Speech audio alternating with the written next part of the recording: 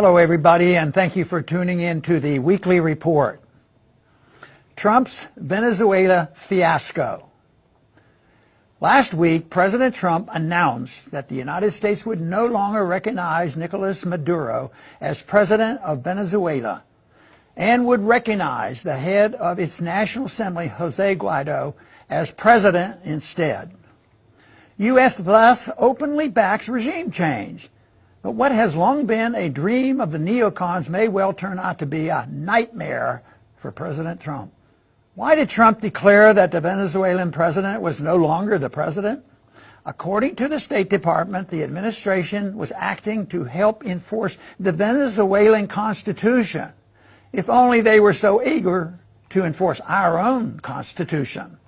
It's ironic that a president who has spent the first 2 years in office fighting charges that a foreign country meddled in the U.S. elections would turn around and not only meddle in foreign elections, but actually demand the right to name a foreign country's president.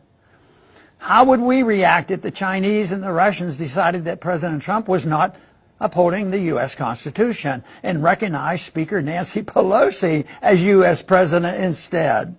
Even those who would like to see a sea change in government, Venezuela should reject any notion that the change must be helped by the United States.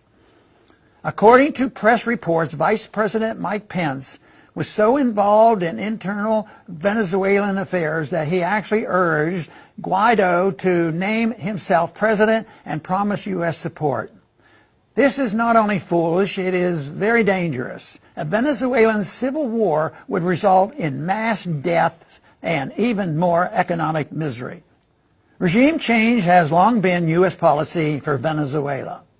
The U.S. has been conducting economic warfare practically since Maduro's predecessor, Hugo Chavez, was first elected in 1998. The goal of U.S. sanctions and other economic measures against Venezuela and other countries in the Washington's crosshairs is to make life so miserable for average citizens that they rise up and overthrow their leaders. But of course, once they do, they must replace those leaders with someone approved by Washington.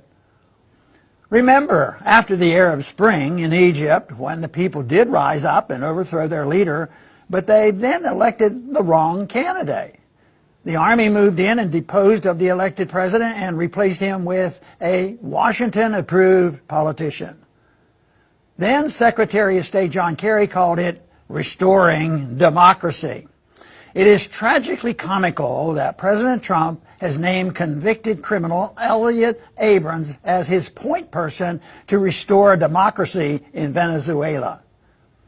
Abrams played a key role in the Iran-Contra affair and went on to be one of the chief architects of the disastrous U.S. invasion of Iraq in 2003.